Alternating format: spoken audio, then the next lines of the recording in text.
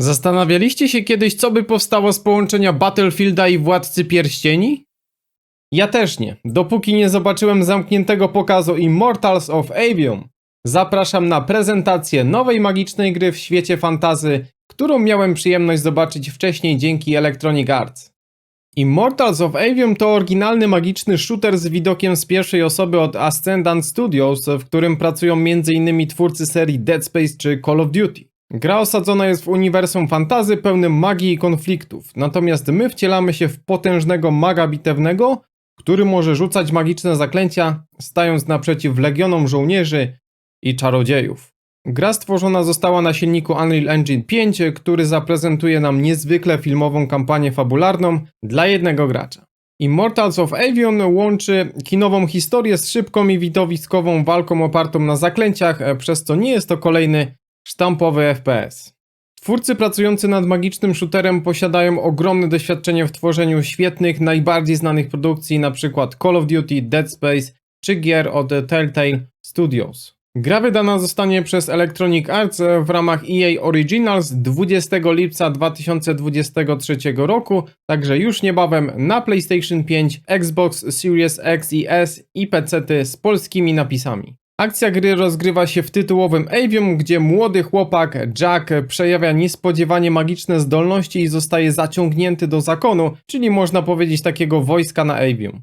Jack i Zakon Nieśmiertelnych muszą stawić czoła legionom wroga, starając się przy tym odkryć tajemniczą przeszłość krainy, aby uratować ją od nieuchronnej zagłady. W przebitkach widzicie pierwszy trailer i screenshoty, natomiast ja miałem okazję zobaczyć już dłuższe fragmenty gameplayu, które malują znacznie szerszy obraz magicznej zabawy. Rozgrywkę śledzimy z widoku z pierwszej osoby i wcielamy się w postać Jacka, maga bitewnego, o którym już wcześniej wspominałem.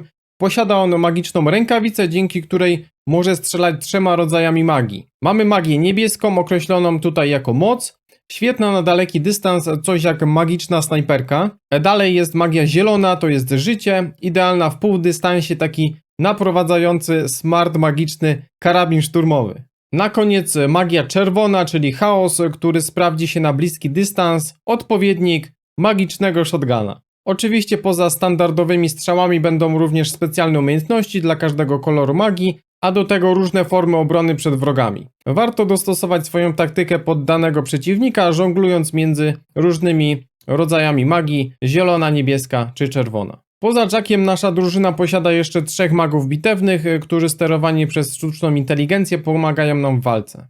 W grze pojawi się ponad 25 różnych zaklęć i 80 talentów, także tutaj rozwój postaci jest bardzo rozbudowany i każdy może stworzyć ulubioną wersję naszego bitewnego maga. Warto eksplorować Avium i rozwiązywać różne zagadki środowiskowe, ponieważ również tam możemy znaleźć różne nowe talenty i zasoby potrzebne do ulepszenia postaci. Oczywiście cały czas będziemy tutaj levelować naszego maga. Z wczesnych informacji wynika, że gra będzie całkiem obszerna, znajdziemy w niej kilkanaście różnych biomów, różniących się mikroklimatem, wypełnionych misjami pobocznymi, zagadkami i walkami z bossami. Kampania ma zapewnić 25 godzin zabawy. Jak wcześniej wspominałem, gra powstaje na silniku Unreal Engine 5 i jest to jedna z pierwszych dużych gier, która zostanie oficjalnie wydana na tym silniku. Zastosowano tutaj głośno prezentowane techniki Lumen i Nanite, dzięki którym przerywniki filmowe na silniku robią świetne wrażenie, a efekty cząsteczkowe zaklęć sprawiają, jakby Unreal Engine 5 był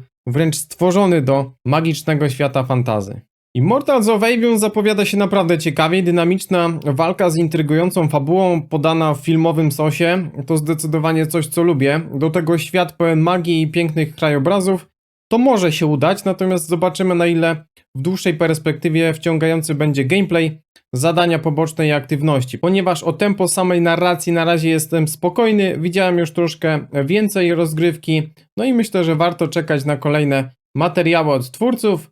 A my widzimy się pewnie na premierę 20 lipca w Immortals of Avium. Do zobaczenia, hej, hej, hej!